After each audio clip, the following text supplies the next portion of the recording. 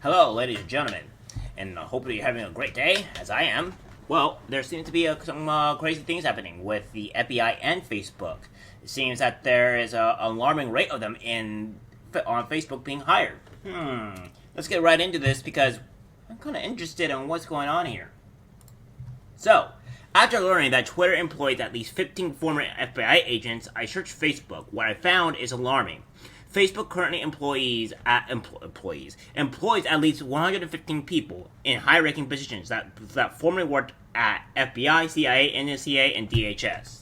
17 CIA, 37 FBI, 23 NSA, and 38 DHS. All but a few of the former intelligence agents were hired by Facebook after the 2016 presidential election and after the FBI established their social media focus on Task Force FTIF. As Matt Taibbi detailed in the Twitter Files Part 6, we know there was a massive coordination of censorship between the FBI and Twitter during 2020 and 2022, who is controlling misinfo censorship at Facebook. Is there a similar coordination between Facebook and the intelligence community? The following is a list obtained through publicly available LinkedIn profiles of former CIA, FBI, NSA, DHS that are currently working at Facebook, and at least 10 work in the Trust and Safety Misinformation Department. Many of the LinkedIn profiles are private, so those will not be posted. Aaron Berman leads the misinformation at Facebook. According to Aaron's public LinkedIn profile, he worked at the CIA for 17 years. So we have this here, and then we have, this here. A senior product modesty manager of misinformation. So, there we go. Aaron states that his experience at the CIA included writing President's Daily Brief and leading briefings for cabinet members, senior NSC officials, and members of Congress.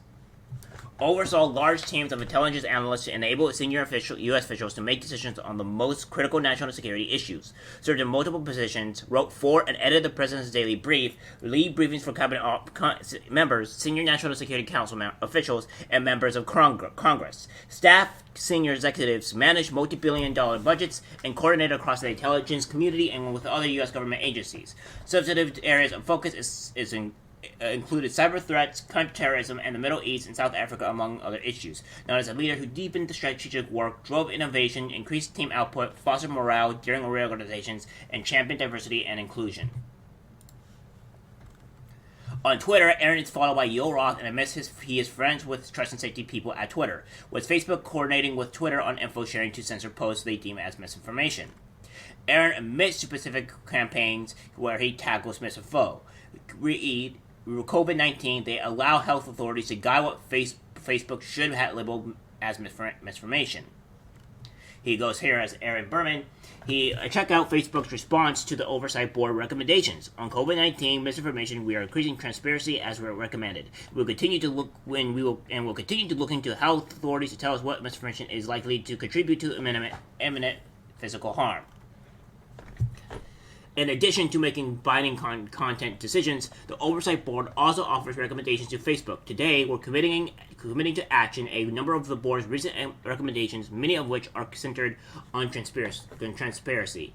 On a YouTube discussion with Stanford, Aaron admits that Facebook works with a global network of over 80 fact-check organizations who direct Facebook on which posts to reduce distribution, add warning labels, and shadow ban, which we all know, which I may believe is, I forgot the actual word. It's not shadow ban, though. It's something else. Well, go actually look at this video because it actually kind of explains exactly what's going to go on here. Yep.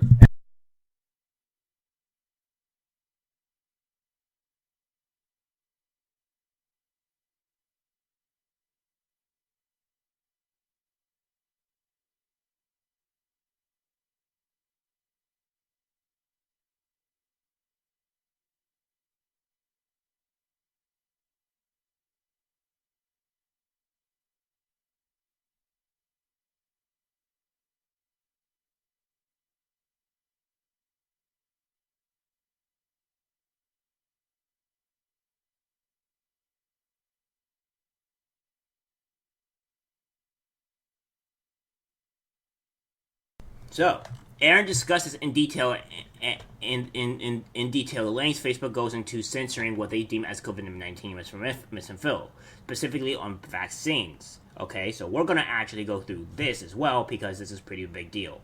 For some examples.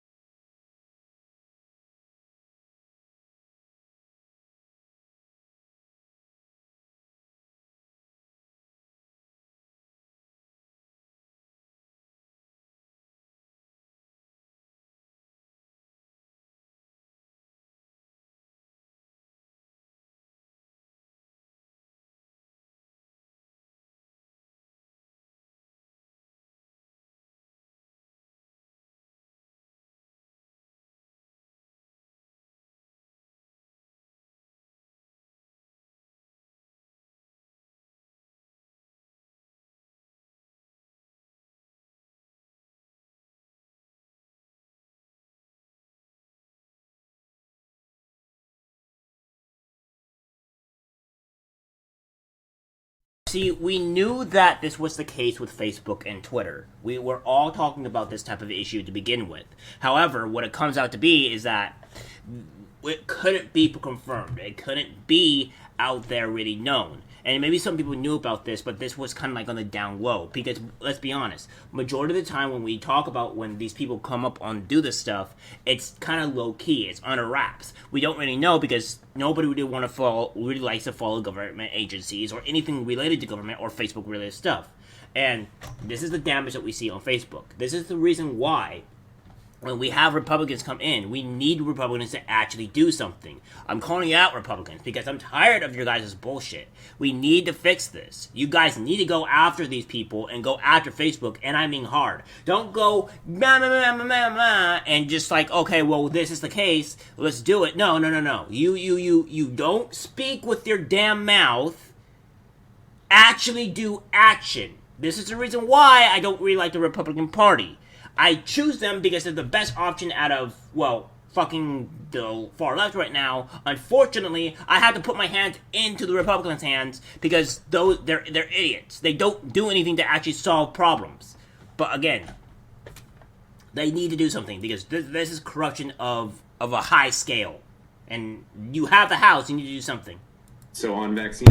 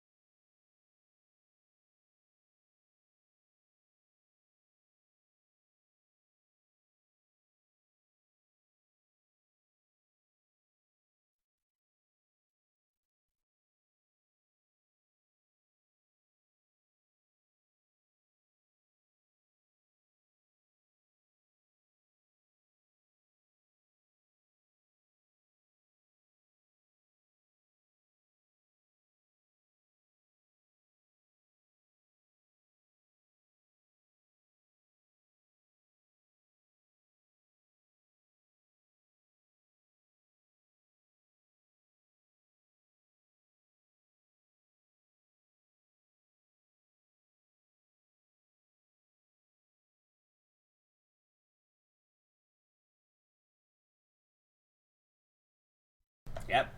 Crazy, isn't it? Crazy that this is actually happening. But we knew about this, we just didn't have anything to really prove our claims. Well, now we do.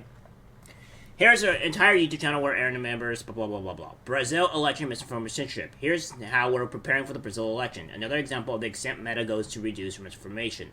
And again, they're also centering on the countries. This is not just Americans. Philippines election misinfo. And then we have Russia and Ukraine war misinformation. And then you have Aaron tweeted that the CIA backs their surgery groups. This is the way it intensifies. You'd think Putin would be more cautious after seeing us get our own asses kicked for 20 years. To be fair, banking banking an insurgency, if it happens, would be pretty different than trying to defeat an insurgency. We've got more successful history there. As a current combatant against and former intelligence officer. As a current combatant against misinformation and former intelligence officer, this resonates with me. Also, people who see conspiracies everywhere don't understand how much coincidence, incompetence, or uncertainty explains in this world. And then it goes climate change, censorship, and again, Aaron states that Facebook partners with more than 80 independent fact-checking organizations. We're sharing more how we're combating climate change, including our strategy to address climate misinformation. More about general strategy in this newsroom post. Specifically on the misinfo side, we partner with more than 80 independent fact-checking organizations globally to review and rate content, including content about climate change 2 through 4. When they rate content as false, we reduce its distribution so fewer people see it and we show a warning label with more context, and we apply penalties to people who repeatedly share false information. Ahead of COP26, we've also activated a feature we use during critical public events to utilize keyword detection so related content is easier for fact-checkers to find, because speed is especially important during such events.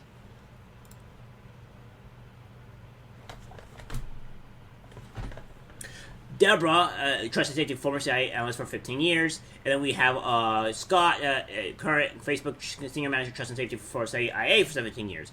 Brian Westman, current Trust and Safety formerly 9 years of multiple senior level leadership positions in the U.S. government, intelligence community, former Twitter online safety and security analyst for 40 years.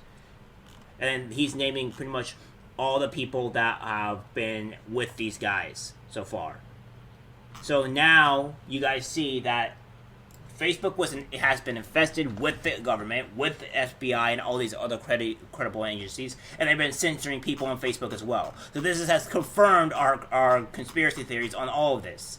So the person that specifically said that, they weren't coming after our rights, yeah, guess what? They've been coming after our rights. You're just an idiot that's a sheep that doesn't seem to understand what they're talking about.